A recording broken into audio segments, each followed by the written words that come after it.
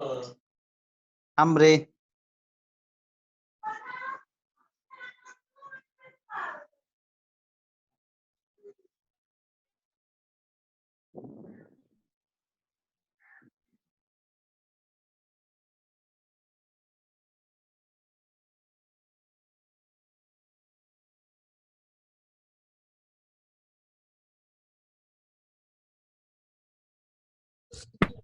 Now, IIHM Goa students have had slightly more practice on this, so I'll tell this to all the other students also.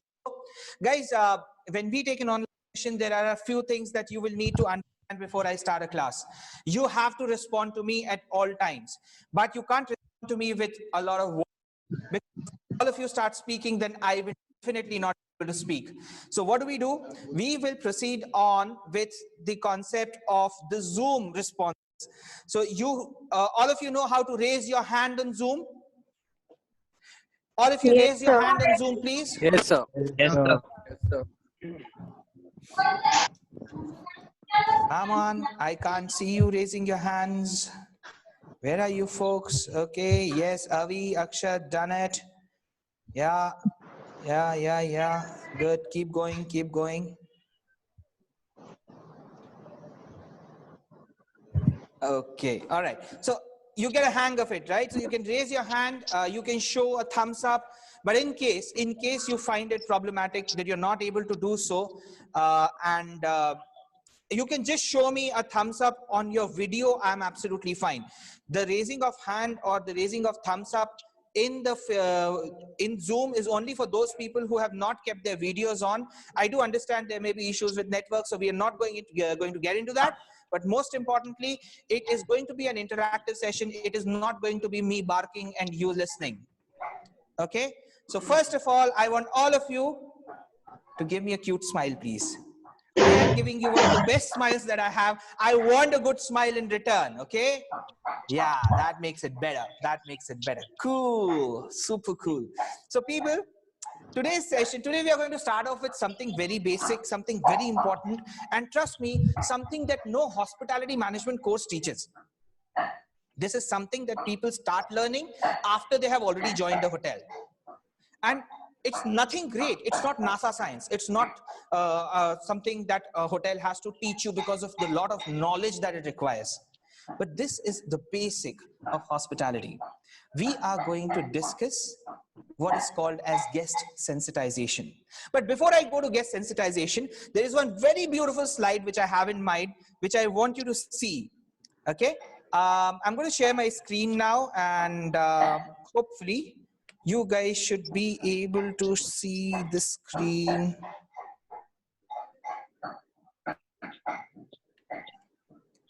Just hold on.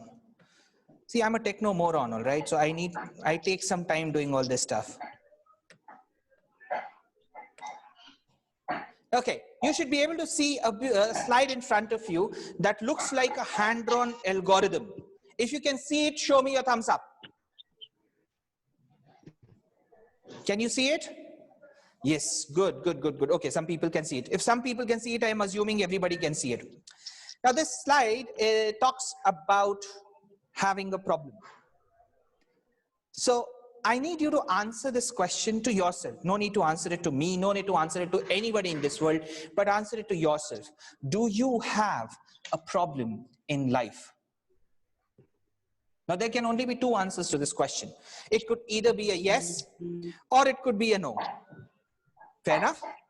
Now, if the answer is no, then the next very important question is, why worry? If you don't have a problem in life, then why worry? But you know what? Of the small experience that I have with life, of the 32 years, 33 years that I've stayed on this earth, I have very rarely come across a person who says that I have no problem in life. So generally, the answer to the question, do you have a problem in life, is yes. But that begs another two questions. Now, can you do something about it?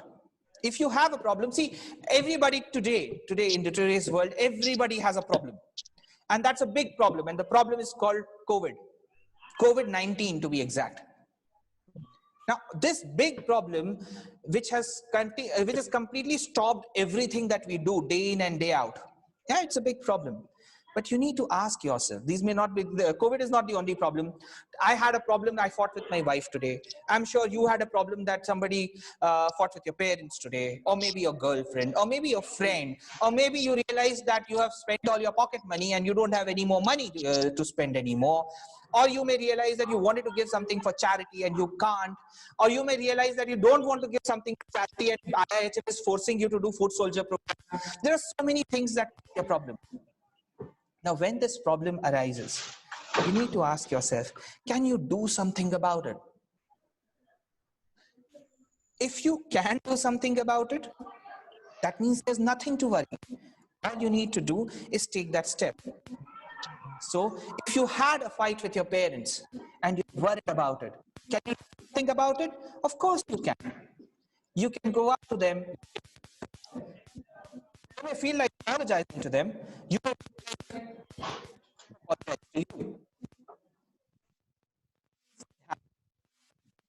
can do something about rivalry. Yeah? Come to the second part of that. What if you can't do something about it? If you can,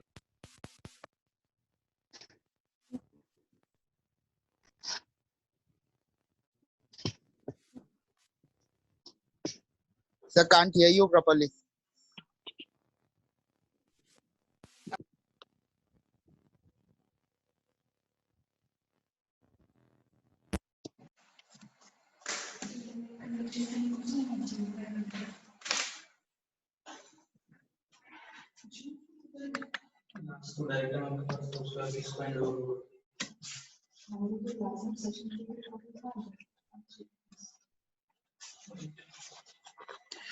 okay, so the last question that we come across to is also, if you can't do something about a problem that you're facing, then the answer to that too is why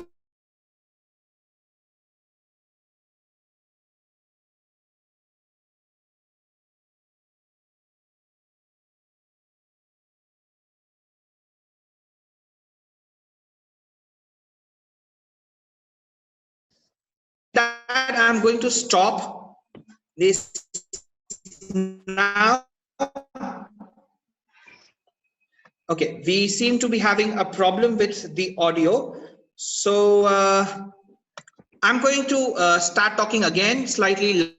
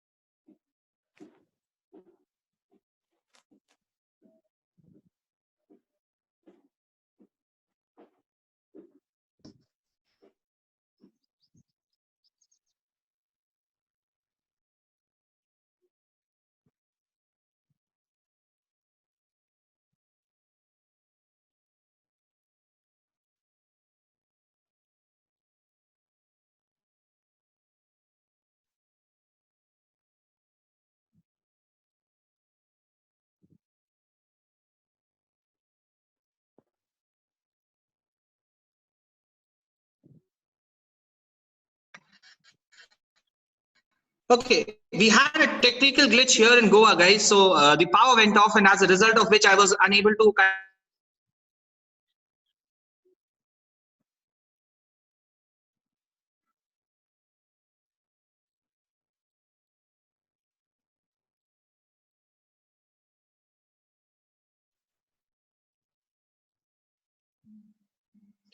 Guys, can you hear me now? Show me. Yes, sir, we can hear you now. Okay, great. So I'm getting a positive response there, and that's why I'm going to continue beyond the slide, and we are going to start discussing this great thing in hospitality, which is called as guest sensitization. You know, by definition, sensitization is It's an attempt to make oneself or others. It is the derivative of the word sensitivity. You remember that ad on TV? You know that Sensodyne ad that comes on TV, and the dentist is saying that is called as sensitivity. Remember that? Now this is the sensitivity is the base word for sensitization. So when you are able to make a person sensitive to responses, ideas, or emotions, or events, or situations for pertaining to somebody else, it is called as the art of sensitization.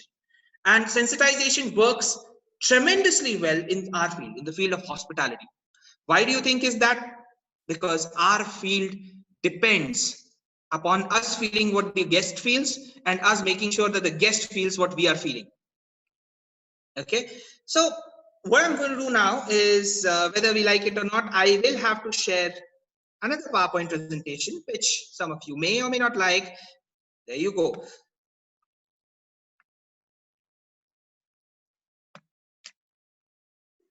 According to Business Dictionary, an attempt to make oneself or the others aware and responsive to certain ideas, events, situations, or phenomena is called as the art of sensitization. In our field, in the field of hospitality, essentially it means enhancing the guest's experience. See, today, the world is not about satisfying a guest. Hospitality is no longer about satisfying a guest. Maybe 1910, 1920, up to 1950, 1960, even 1980. People used to feel that hospitality means I get a clean bed, I want a clean towel, I need a clean bathroom, and I'm going to be happy with the hotel. It was a good choice. But today, if a guest is paying 17,000 rupees or 20,000 rupees or 25,000 rupees a night in an ultra luxury 5-star deluxe hotel, the expectation from the hotel is far more than just a clean bed or just a clean bathroom or just a clean towel. So what would your guest expect from you? The guest expects that you wow them, right? From the moment they step out onto your porch, a guest should feel wowed. Now, there's something called the moments of truth in hospitality. Moments of truth are the points of contact between you and the guest. Okay. Now, these points of contact decide whether a guest is going to be happy, sad, angry, upset, or delighted with your service. And remember, folks, a happy guest is the one who pays more. So if a guest is happy, he will end up putting more money in your galla. You know what is galla? You don't know what's galla? Galla means your hip pocket. Okay? You all can feel it right now, and it's most probably empty. But the moment you start making your guests happy, when somebody gets us emotionally involved. Think about it. Somebody comes to your house, stranger. What is the first thing that you feel like doing? A stranger comes to your house, you've invited him in, person sits down. What is the first thing that you do? Please write in the chat box, I want to see.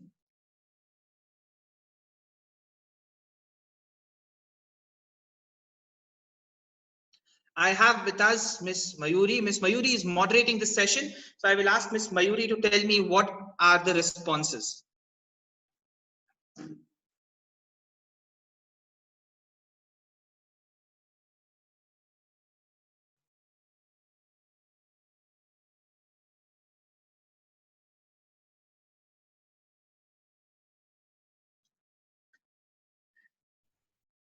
I think we got about 10 responses and 9 of them said we will offer that person water. Now, internationally, that may not be a norm. Internationally, for example, if you go to a Japanese house, they will not offer you water because the concept of meeting and greeting somebody in the house is very intimate to them. But in India, we are born with this habit of actually asking people, can I get you a glass of water? And the next question we go ahead with is, acha chai piyoge or coffee? Because we have the option of both in our house. How many rich people internationally can do that? They need a coffee machine. We don't. We will cook it on our gas. And we'll make a burnt coffee and we'll burn our tea completely. And you can ask any F&B teacher, the actual temperature of serving a coffee is, I think Tomishra is here. Tomishra, what's the actual temperature for serving tea and coffee?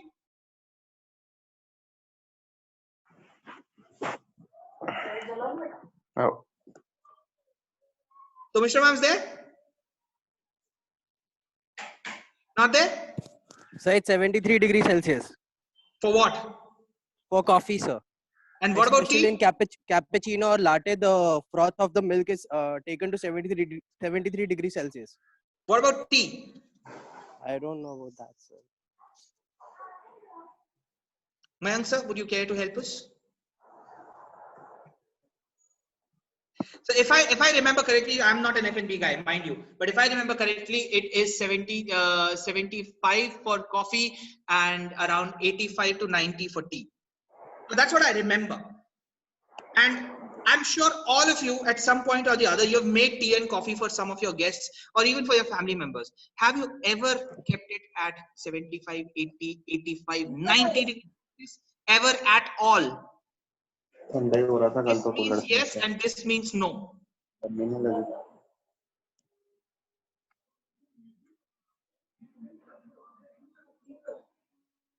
Come on. Yes or no? No. Why? Because we like to make our tea boiled. And we boil our tea. We boil it till the time it becomes thick and syrupy and it has a lot of sugar and it has a lot of masala. And we love our tea that way, isn't it? Yes. We will not look at the technical aspects of making a tea.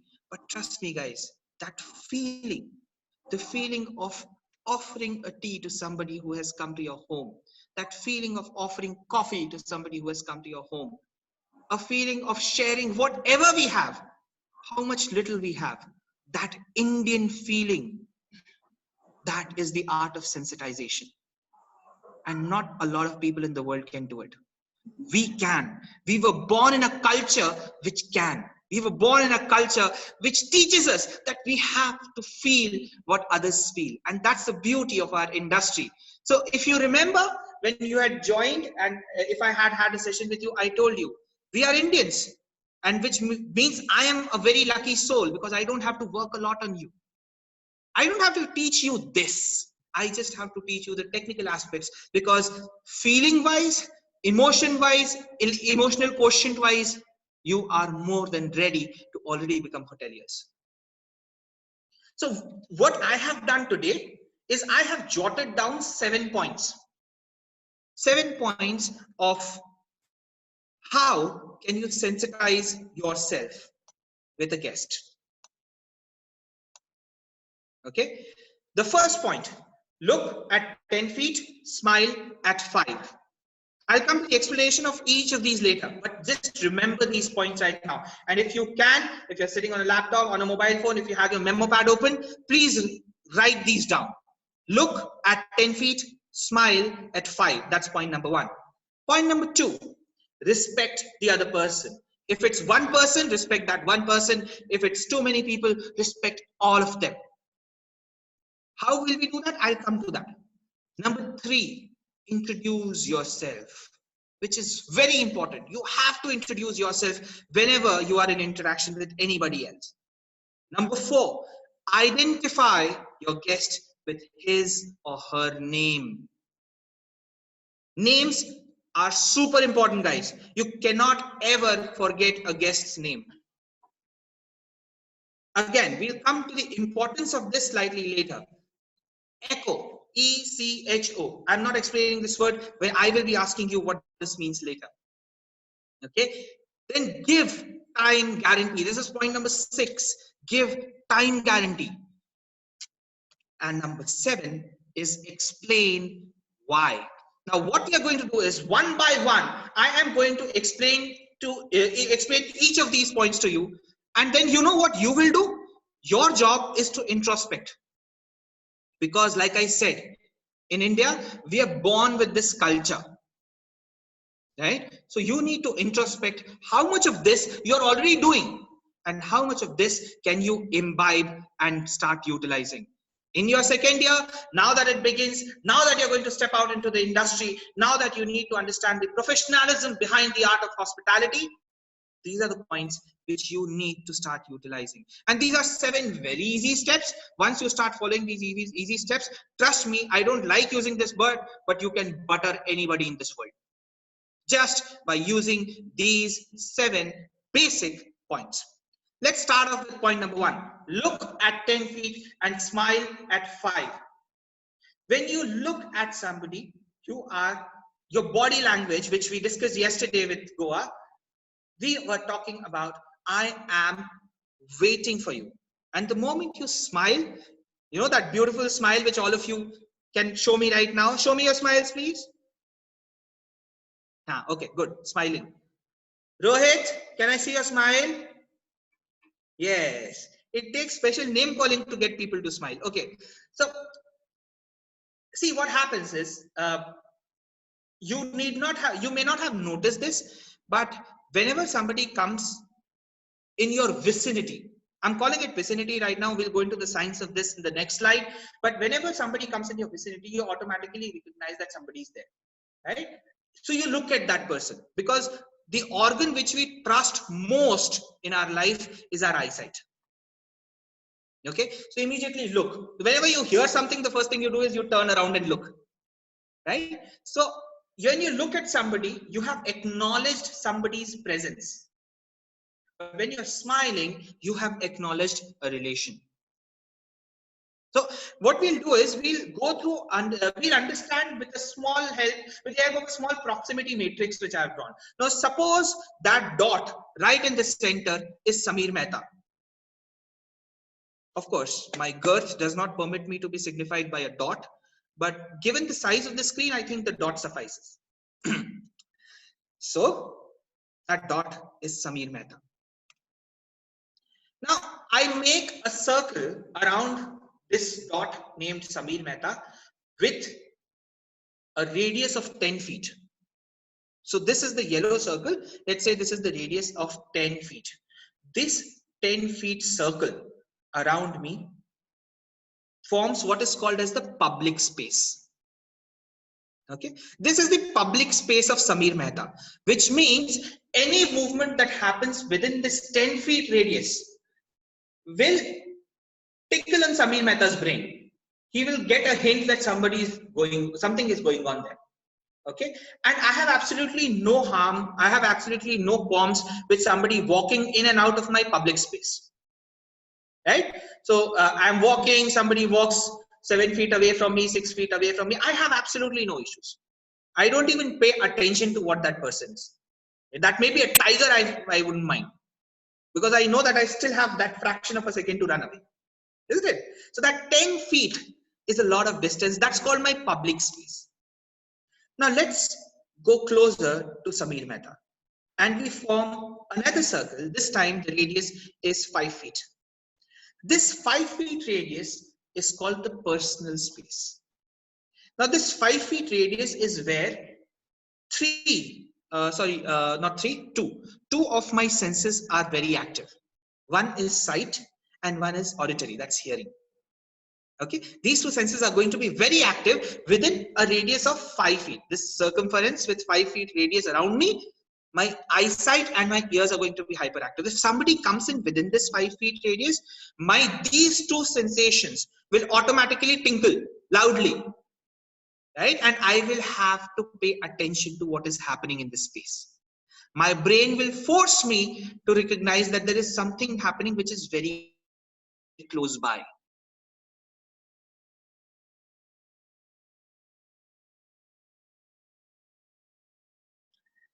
We move a bit closer. Now this red zone that you see is just 2 feet from me.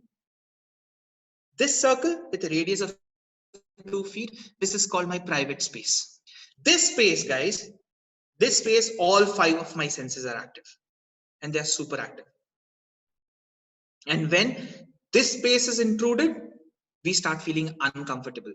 We only want very few people, very few people to come into this space, right? But you don't want a stranger to hug you.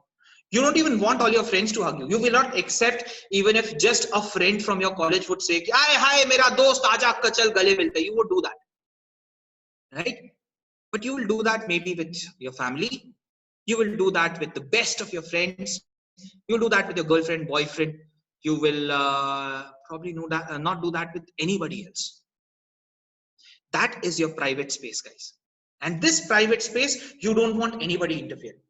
But for our sense right now, we are not even looking at the private space. That goes into body language, which we had discussed yesterday. But today, we are going to discuss the first two circles that we drew. That was the public space and the personal space. So the moment somebody crosses my public space, right? Somebody comes into that 10 feet radius, automatically, I know because I've just got an idea that some movement is happening. So it's my job to look at the person when he crosses that 10 feet radius. And the moment that person hits the 5 feet radius, I'm 100% sure that person is coming towards me. Isn't it? If somebody is coming from 10 feet to 5 feet, it means that he's coming towards me, not away from me. So in that 10 feet to 5 feet, my expression needs to change. In hospitality, I would probably look at him at 10 feet and I would tell him at 5 feet, boss, I'm ready for you. I'm ready to listen to you. And that's when you smile. And your smile is the most powerful tool that you can have, guys. It's the most powerful tool. When you look at somebody smiling, what do you feel like doing? So if you see me smiling, I want you to show me what you feel like doing. And you start smiling. That is the beauty of a smile. That's why it is such a powerful tool. And that's why you look at 10 feet, but you smile at 5 feet. Okay, that was rule number 1. So look at 10 feet, smile at 5 feet. Now, let's understand this. See, understand, first 15 seconds of any interaction in hospitality are the most important. You know why? Because in the first 15 seconds, your guest is the most vulnerable person. He's the weakest person on the planet. When he has come down, imagine this. Imagine if you were this person, okay? And I'm telling you this to you very frankly.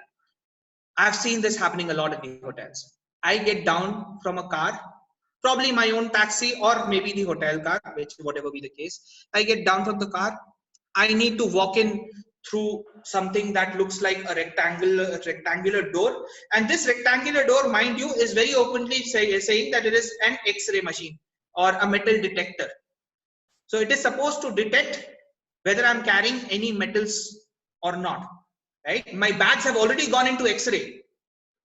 And then they ask me, put your mobile phone on the side. If you're carrying anything metallic, put it on the side. And then you walk through. And if khuda na khasta, it beeps. Then you are subject to some of the worst picking and pronging all over the place by a hotel staff, by a security staff. Right? And after that, you are put in front of a reception. You walk to a reception. You don't know what's happening with your bags because they went into the X-ray machine, remember? And then you are standing in front of a receptionist and the receptionist says, okay, who are you? Not in that term, of course. What the receptionist says, of course, hi, sir, may I help you? And what would you like me to do for you today? And are you checking in? So all sorts of questions. But what is the baseline? The baseline is the person is asking you, who are you? Right? And when that person, imagine that person's plight, man. He is paying you. He is paying you 5,000 rupees, 10,000 rupees, 15,000 rupees for staying for one night. And this is the experience that he is getting. Now, I'm not blaming the process, guys. I'm not blaming the process at all. Because this process is important. It is necessary for us. And we are going to add something very new now. Because now every guest, when he walks in, there would be a security guy holding that thermal gun. And he'll be looking at the guest and he'll be saying, no, wait, let me check. Are you at 98.4? Or are you at 101? Or are you at 102? If you are at 101, get lost. That's how we treat our guests. That's our process. And unfortunately, we have to follow our process. So when a guest walks in, the first 15 seconds for that guest That's the worst possible time for him. He's the most scared soul on this planet because he doesn't know whether his needs would be met. He doesn't know whether you will recognize and understand what he wants. Maybe he wants a hard bed and he has not told this to you at the time of reservation. He's scared whether you will be able to provide him a hard bed. He's scared, will you give him a feather pillow or will you give him a cotton pillow? He has all sorts of worries in his mind. He doesn't know. He's a vegetarian. He doesn't know whether the breakfast will have vegetarian options or not. Or maybe he's a staunch non-vegetarian and he doesn't know whether you will provide him basic, decent non-vegetarian items in the food or not. And it's at that moment, guys, at that moment when your guest is scared, at that moment, if you're able to understand what your guest feels, and you're able to talk to him and you're able to make him feel a bit more comfortable, you have won a guest for life. After that, after those first 15 seconds are over, what hits your guest is, God, I am paying. So obviously, his entire participation in this relationship changes. He immediately starts feeling, okay, I am the powerful one. But for the first 15 seconds, you guys are the powerful ones. It's your that guest feel comfortable by looking at him at 10 feet, smiling at 5. You automatically have won a guest for life, and he is no longer going to be your hotel's guest. Guys, he will be your guest. You know, I left the park in Visakhapatnam in 2013. It's been 7 years since I've worked there. Would you believe it that I still get calls of guests asking me that, Sameer, I'm coming to Vizag. Are you there? And when I tell them that no, I'm not there, because I usually can't bring myself to say that I've left the hotel industry altogether, these people ask me, okay, which are you in? I will come there. They're not my hotel's guests, guys. They are my guests. And that's what the first 15 seconds do to you. So you need to acknowledge your guest's presence. Things are not easy. And I know, you know, be it in the restaurant, be it in the front office, you will be required to do a lot of multitasking. It is expected that you're answering a phone also, and you have a guest in front also, and you have order waiting, and there's a guest who's waiting to check out also, and all of this is on your head. And your guest understands that. He's not a fool. All you're going to do is acknowledge that I see you. I know that you exist. And the moment I know that you exist, that guest will recognize that if I'm patient for like a couple of more minutes, it hardly matters. Because that person, this soul, already knows that I'm here and he knows that I need something. That's the beauty of hospitality, guys. And that's what we need to do. And of course, smile, because when you smile, you show the guest that he is welcome. You know, if you remember, there are two ways. I mean, all of you have been in a school, and in your school, you always had that nurse, that one special nurse who used to be the nursing teacher.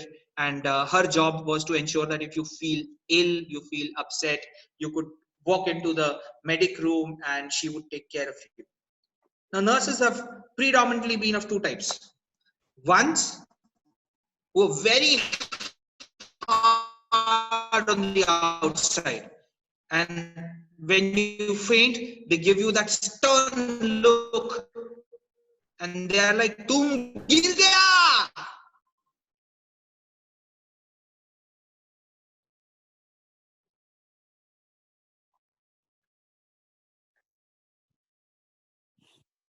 Do that stern look, matronly look.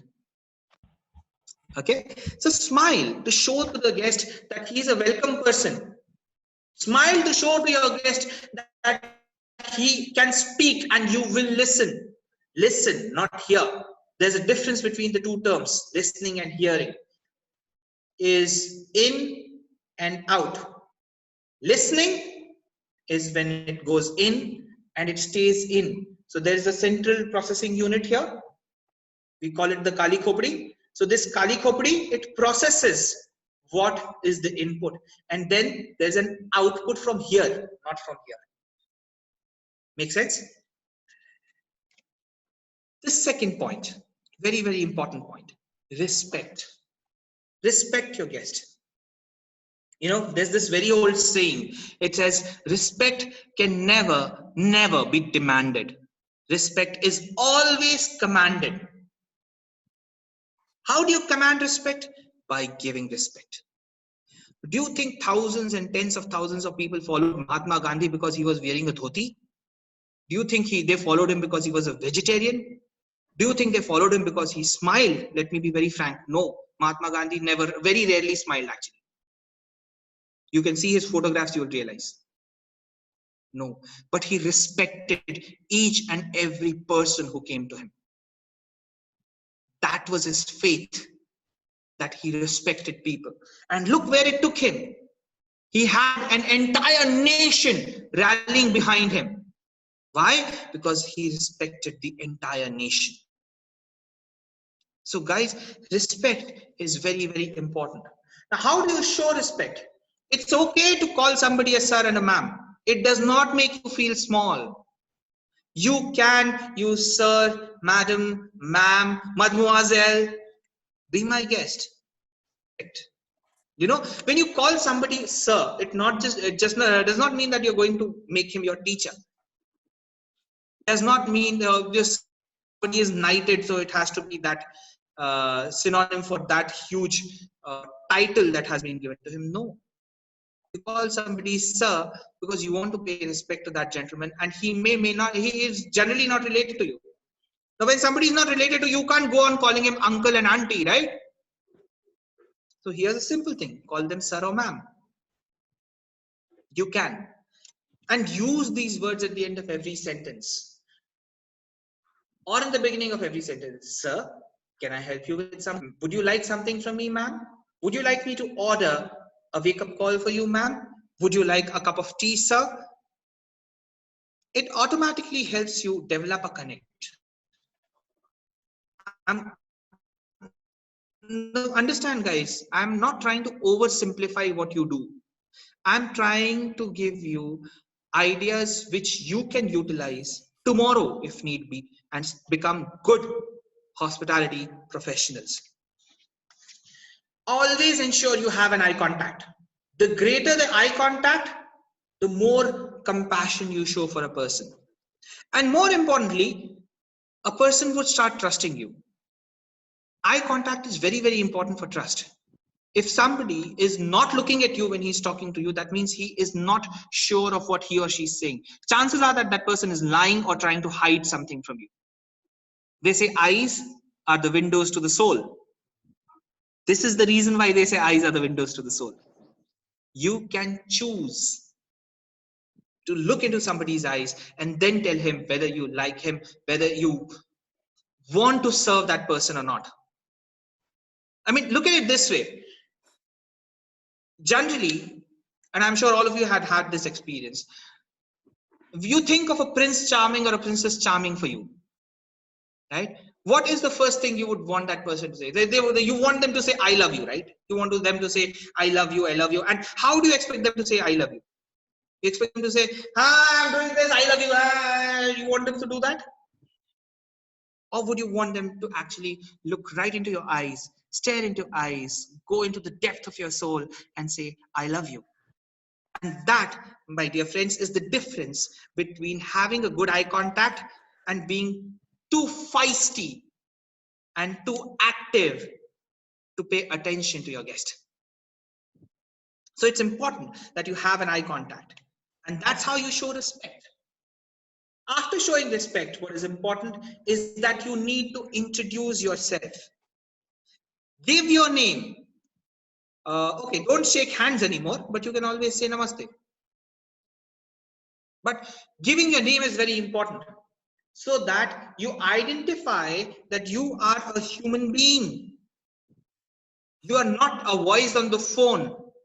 You are not just a robot standing in front who looks like a human. You are a fellow human being with a name. Okay, so identify yourself as a human being. So when I come to you, I say,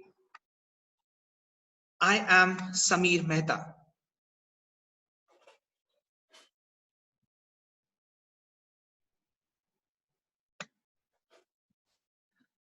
that makes you feel that there is a human being who's going to teach you. But if I do not start off with that, right, and particularly, okay, imagine today I'm standing with two campuses, both of you who know me. Imagine I was doing this session for somebody who has never known me. They don't know who Sameer Mehta is. They don't know my face. And I start, okay, guys, today we are going to talk about guest sensitization. What do you think would be the impression for those people? They would start looking at me like, hey, who's this joker?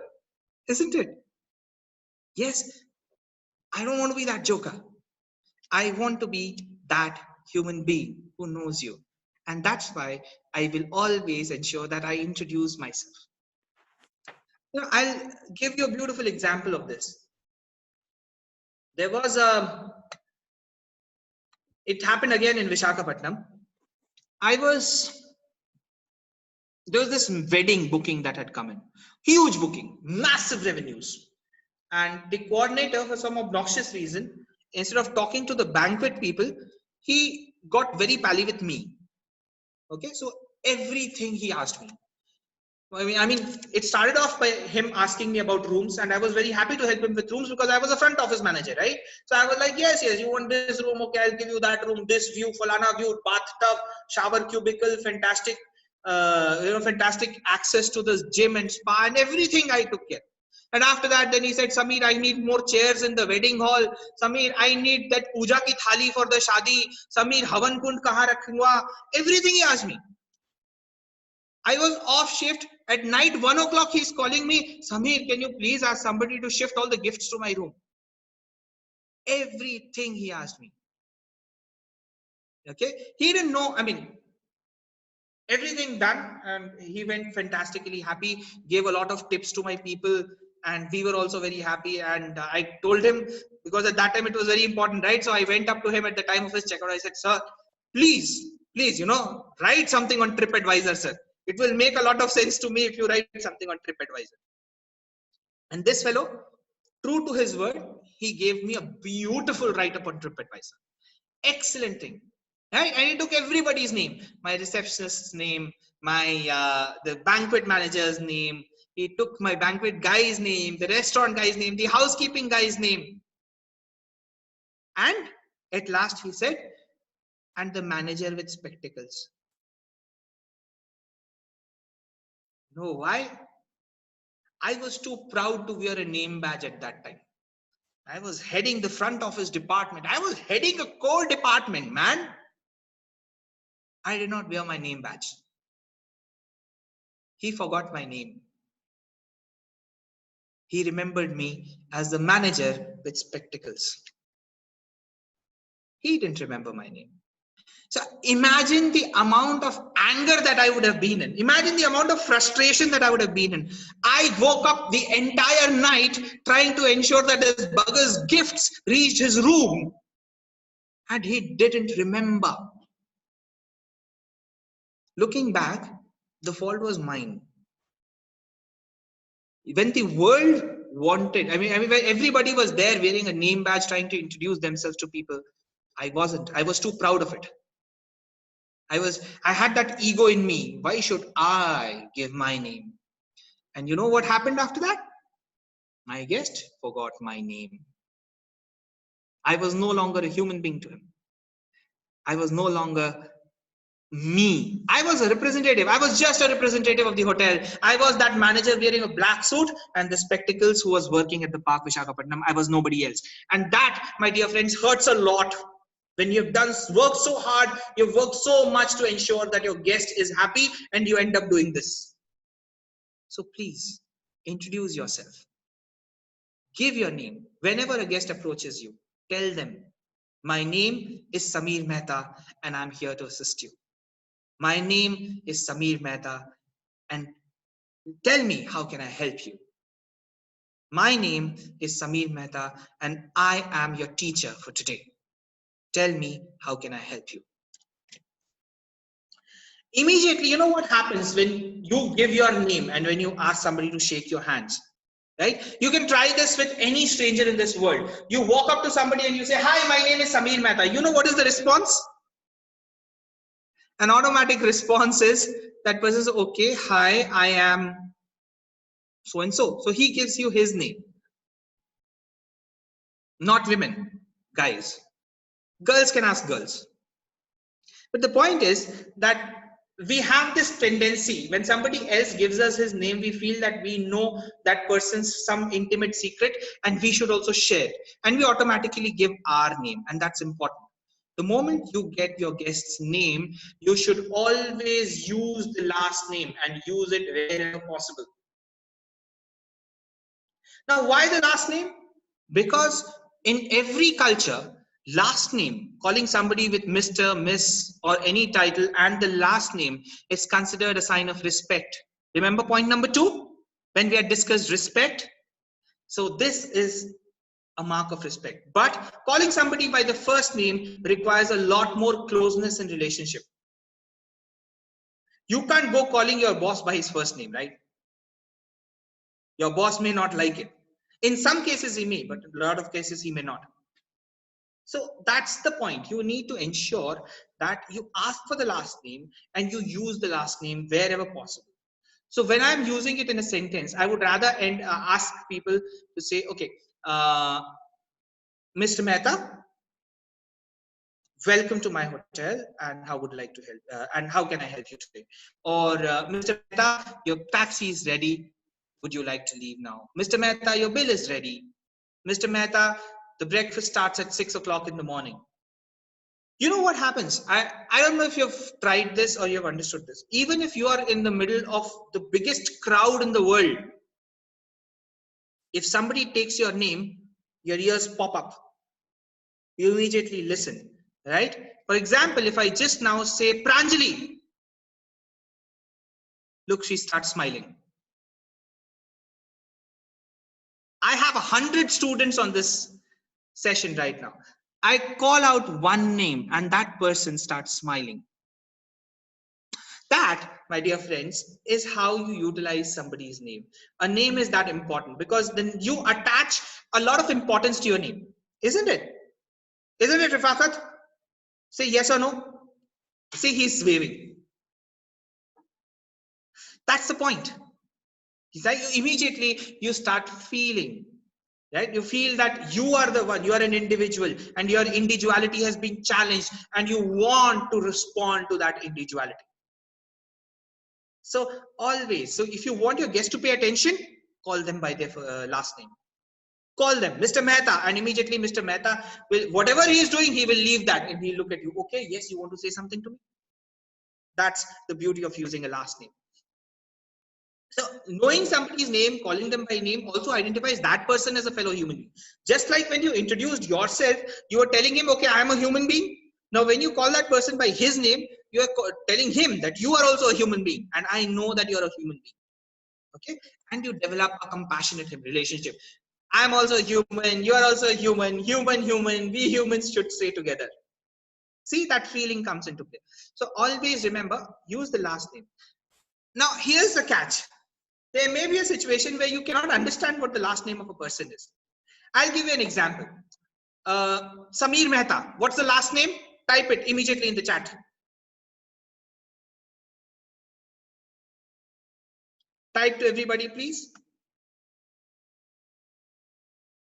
Yes. See, everybody recognizes when I say Sameer Mehta, the last name is Mehta. Okay, stop. Now, the next name I'm going to give you, you again have to identify the last name. Okay? The name is Irenki Vishwanath Chaitanya Shastri. Now quickly write what is the last name. So a lot of people are writing Shastri. Guys, I'm really sorry, Shastri is not the last name. Okay, one person has written Shastri G. Shastri G is right because that's not a last name, that's a title. It's like calling somebody a doctor or a professor. Shastri is a title. Like Pandit is a title. So it's not the last name. What is the last name? Irenki Vishwanath Chaitanya Shastri. Irenki. Okay. Udesh says it's Irenki. Anybody else? Chaitanya, okay. Okay, somebody says Chaitanya. Okay, all right, okay. So a lot of you feel Chaitanya is the last name. Actually, Chaitanya was the first name of this boy. He's my batchmate, by the way, not from hotel industry. He's my school batchmate. He is currently working as a software engineer in Bangalore. His last name, his surname is Irenki. Vishwanath is his father's name. Chaitanya is his name. And Shastri is the title. So that's a new fun. How do you identify the last name? And if you think only South Indian names have this thing, I'll give you another one. Vishwendra Pratap Singh Sisodia Rajput. Come on, think. What would be the last name? Vishwendra Pratap Singh Sisodia Rajput. Yes, Sisodia. Okay, people have got it right. Sisodia. Sisodia is the last name. Now you may recognize Sisodia because it was the royal family at one time in Rajasthan. Rajput is the clan name. It's not a surname. Vishwendra Pratap Singh is his name, and Sisodia is his surname. So that's how difficult it might be. Now, if I go up to this fellow and I tell him, okay, Mr. Rajput, you know what he'll do? He's a Rajput, right? He'll bring out his sword and he'll say, what did you call me? You don't want that to happen. Yeah, you call him Mr. Sisodia. Exactly. You call him Mr. Sisodia. So that, dear friends, is very important. So how do you identify a person's last name? And this is only in India, mind you.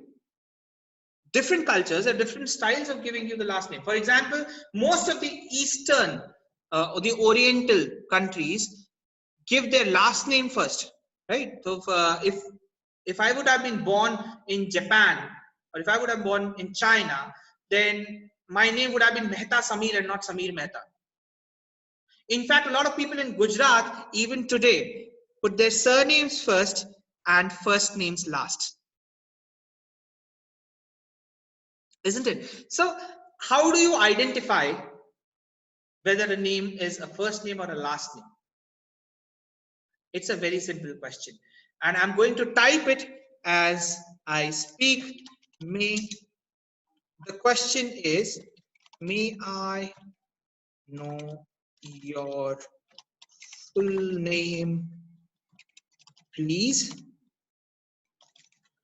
Last name first. Simple sentence clearly tells your guest that I want to know your name, but you will have to give me your last name first. Which means first tell me what your surname is. And then it becomes very sensible for me to recognize what his surname is. So if somebody says my name is Kim Jong-un, you know that his surname is Kim. But if somebody says my name is Wong Kim-jung, you know that the surname this time is Wong. Okay, and that is the beauty of this step. So know your name.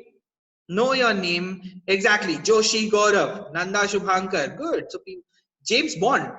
Interesting. Who's Mr. James Bond? Come on. I want to see who's this James Bond. Hey, where did that post go? Somebody had written James Bond though. Just an example, sir. Okay, interesting example. And I love it. But imagine you asking the same question to James Bond. May I have your full name, please, sir? Last name first. And you would get that famous response. It's Bond. James Bond. Last name first. Okay, so that's the beauty of putting it that way. So you always ask your guest, what is the last name first? And that way you will be able to call him, and everybody calls him Mr. Bond, Mr. Bond, Mr. Bond, Mr. Bond, isn't it?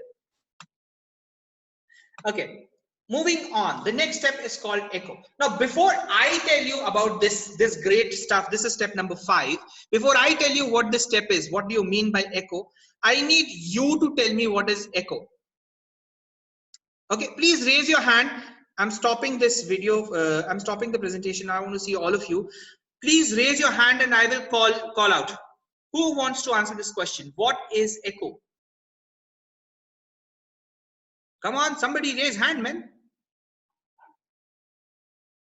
Nobody is raising hands. What is this? What is echo? And do not Google. I know you are all tech maestros. Nobody Google. What is echo? Raise your hand. Okay, people are chatting. Is it? No, okay. Come on, guys. What's echo? ECHO. What does ECHO mean?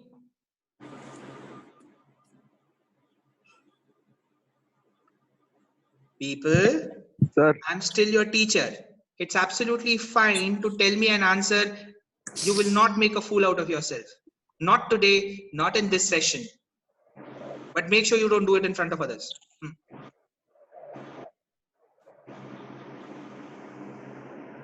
Guys, raise your hands.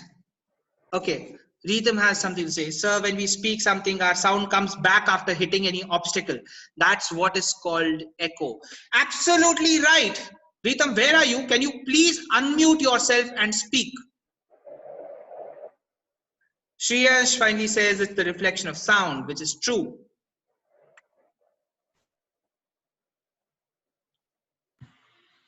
Rhythm, speak. Yes, sir. Am I audible, sir? Yes, you are audible. Sir, my answer is that when we talk or when hits any obstacle and it comes back to us, and that is what we call echo. All right, good. Now you can mute yourself. Good, you've got the answer right. So when we speak, okay, this is Hardik. Hardik says when we speak something, it comes back by hitting an object, which is pretty similar to what Rhythm also said. But for those of you who still don't understand, echo is, for example, you stand at the end of a hill, right? At the end of a cliff, right there, or niche sab khai dikh raha hai, or samne pahad dikh rahe, and you say, ah! And what happens? You get that sound coming back. Ah! Ah, ah, ah, ah. That is echo. Okay. Now, of course, that's the technical meaning of the word echo. And we are going to utilize in hospitality how.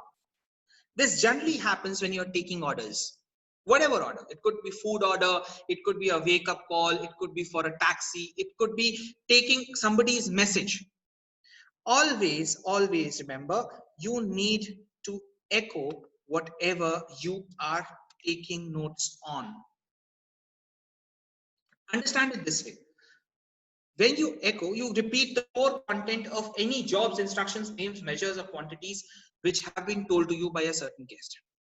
So it's like me standing in front of you and me telling you, okay, I would like to have a paneer butter masala, 2 butter naan, 3 garlic naan, 5 onion salads, 6 cucumber salads, 1 keema, mutton keema, and I give you a list of 20 different items. And it's obvious that you can't remember all of them.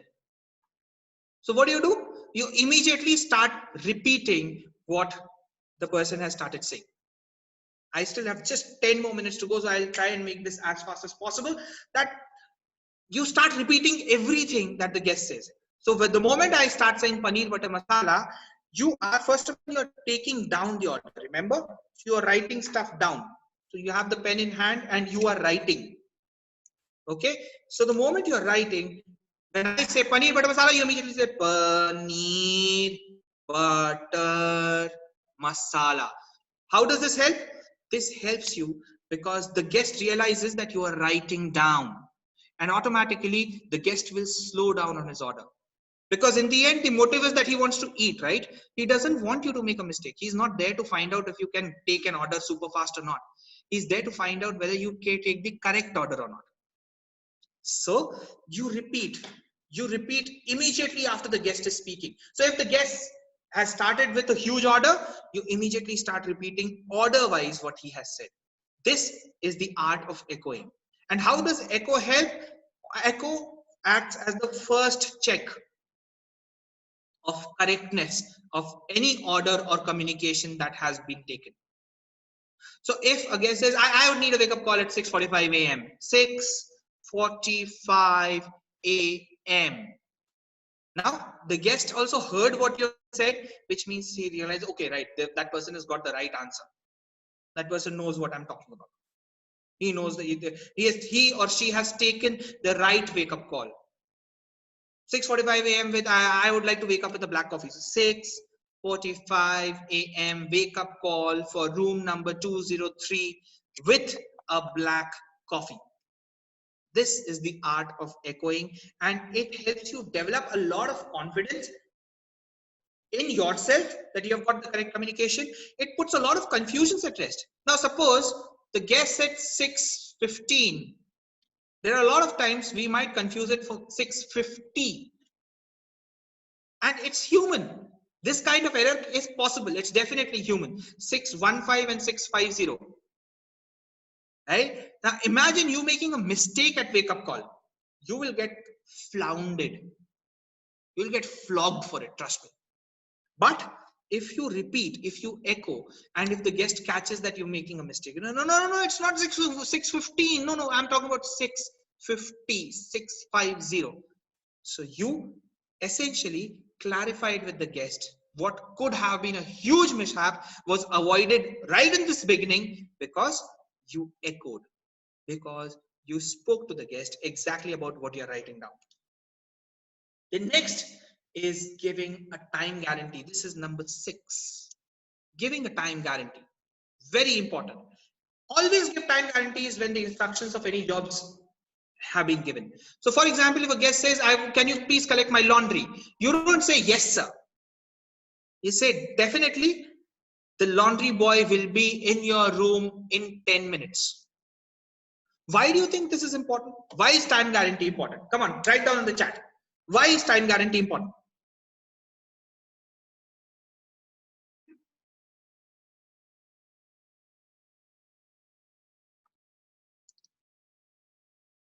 Come on, write something.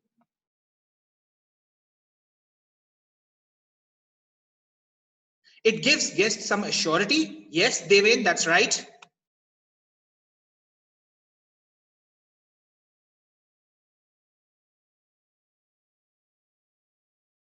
Builds trust. Absolutely, Ria.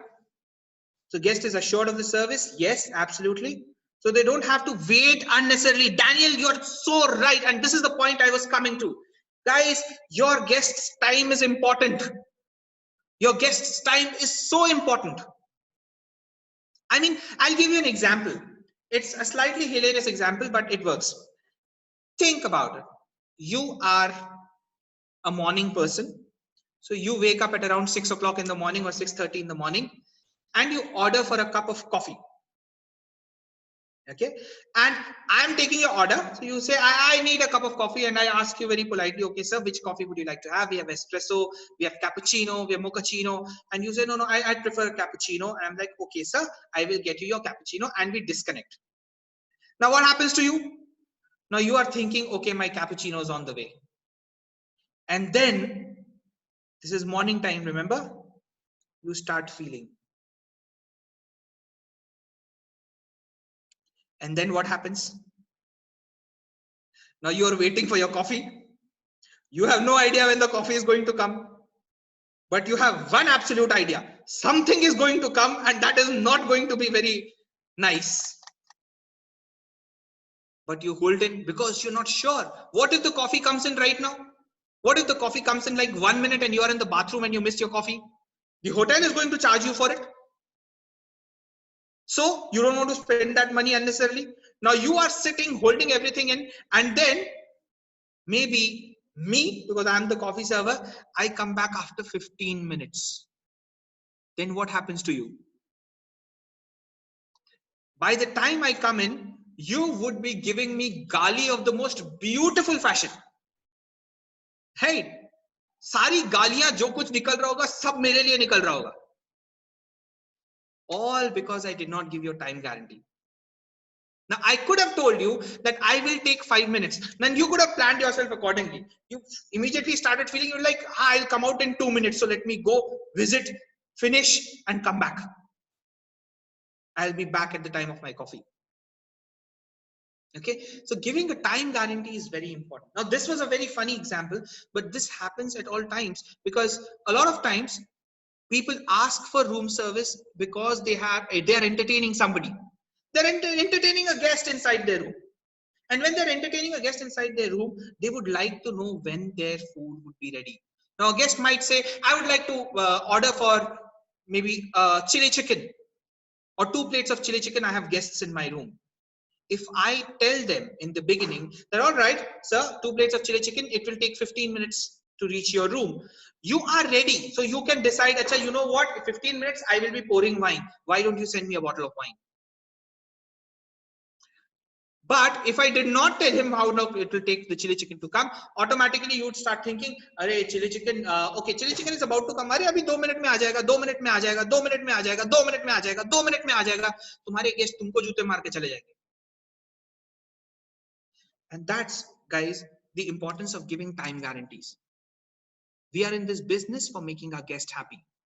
So let us not give our guests high blood pressure. Right? We need to make them happy. So give the right time guarantee. Always give time guarantees for any kind of instruction, be it laundry, be it food, be it wake up calls, be it taxis. Everything comes with a time guarantee. Even if you don't know something. For example, if a guest says, for example, I'm in Goa, right? And I have no clue what Goa is all about. Suppose I was standing in the reception at IndySmart Woodburn Resort and a guest came and said, "No, I want to go to Porvorim. How will I reach?" I have no clue. But I can't tell that to my guest. No, I can't tell my guest, "Sir, Porvorim, I am new to this place, sir." Can I say that? I can't say that.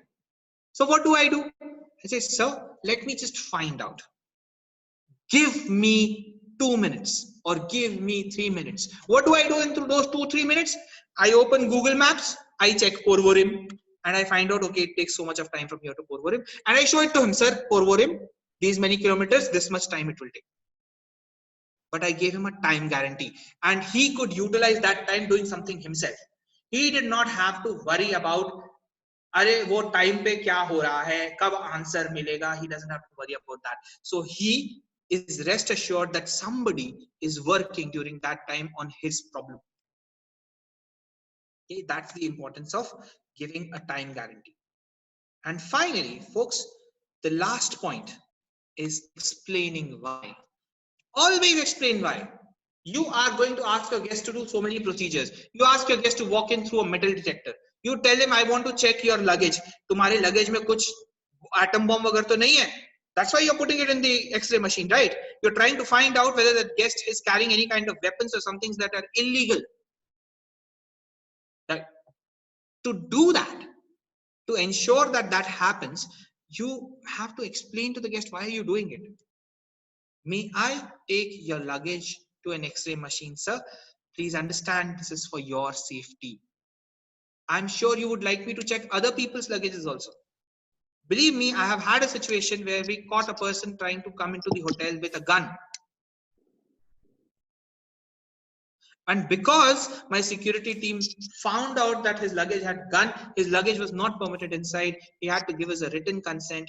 We took the gun out of his luggage and we put it in a lock and key. And we said, "You will get it after you check out of the hotel. We are not going to give you the gun."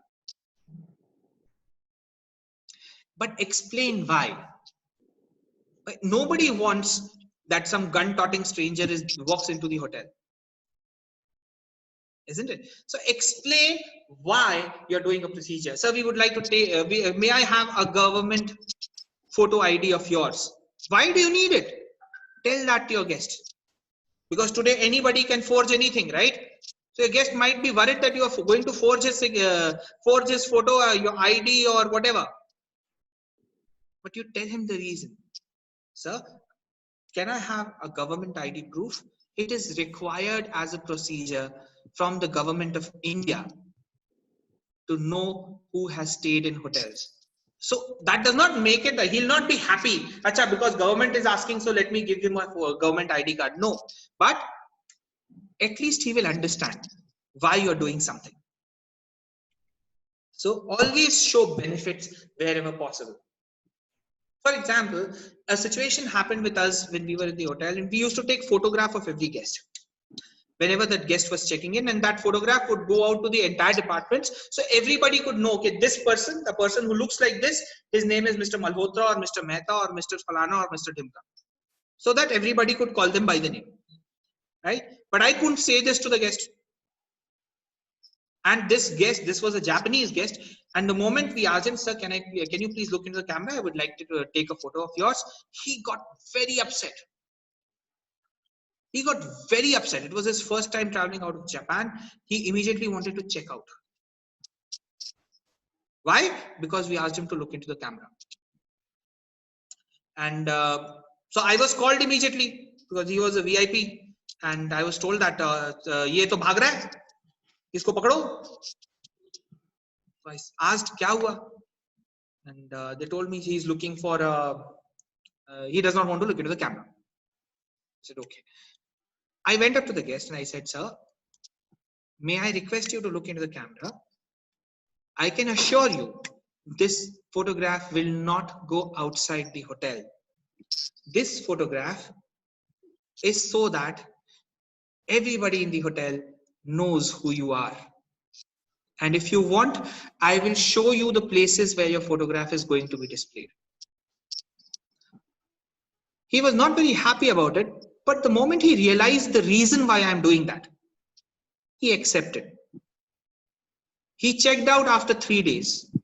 During those 3 days, we made sure that everybody who came across him called him by his name. His name was Masato. So everybody from housekeeping to front office to F&B service to the general manager, everybody who came across to that guest always said, Mr. Masato, how are you doing today? Mr. Masato got tired of answering, I'm fine, I'm fine, I'm fine. But by that time, he realized why we needed his photograph.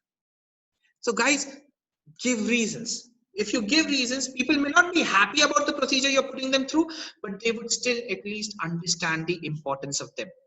It puts their worries at rest for asking those procedural questions. Where are you coming from? Where are you going to? You do that when you're filling up a CSC form. Which city are you flying in from? Where will you go from here? Why are you not going back home? Believe me, there are questions which make anybody uncomfortable. But the moment you start giving them reasons, people start liking. So, to summarize, guys, we'll go back quickly to the 7 points. I don't have a lot of time, so we'll just go through the first slide where we started talking about the Sizzling 7. The 7 points which you need to utilize. Look at 10 feet, smile at 5. Respect the other person. Introduce yourself wherever possible and do a namaste, no shake hands. Identify your guest with his or her last name. Echo everything that you hear. Give time guarantees, and finally explain why you're doing any kind of procedures. Follow these 7 pointers, and believe you me guys, you will make your interaction with your guest so smooth that your guest will start liking the fact that you are going to take care of them. It brings a certain confidence in the guest that I am in the right person's company. And remember guys, a happy guest, what does a happy guest mean? Happy guest means more money in our galla. Happy guest does not mean that, okay, wonderful memory created. Fine, that is true. We work for that. We work to delight a guest. But to delight a guest means we are in the end doing it for, right? So we need that money. And to get that money, we need to make our guests happy. So sizzle guys, sizzle hospitality, because when you sizzle hospitality, people start trusting you more, people like you more, and when people like you more, they pay you more. And when people pay you more, you become even more happy. And when you become more happy, More money. More money! Superb, guys. Fantastic. Fantastic session. Guys, all of you have been a very, very patient audience. Fantastic work. I think, once again, let's give a clap to each of us. Pat yourselves on the back. Come on. Give yourself a pat on the back. Everybody. Okay? Done? Chalo. Now you have your other sessions coming up. Professor Ghosh is going to kill me. He will say, you wanted to take a 1 hour session. What the hell are you doing now? Okay, chalo, see you guys. Fantastic seeing you. Thank So, you, Mishra, sir. finally I see her. Yes, sir. Hi, Mishra, how are you? Thank you, sir. Good, sir. But your class was very interesting, so no complaints. Thank you. I like that. Do tell that to Professor also. And by the way, from 12 to 1, it was my session. Oops. It's okay. I have asked to reschedule it sometime. Induction Chalo. session, my on a topic on F&B, career opportunities, the non-traditional career opportunities in F&B. Fantastic. Chalo, continue. In fact, Mayank also was supposed to have a session. मैंने उसका भी session खा लिया. Okay. Chalo, guys. All right. Goa team, bye bye. Ahmedabad team, bye bye. Love you guys. Thank you, sir. It was great seeing you after long. Bye, sir. Bye, bye. Missing you, sir. Thank you, sir. Missing you, sir. I miss you all too, guys. We miss you, sir. We really miss you, sir. Now Goa guys have you, sir. Goa guys, have me. Enjoy. Have you. Our team enjoy.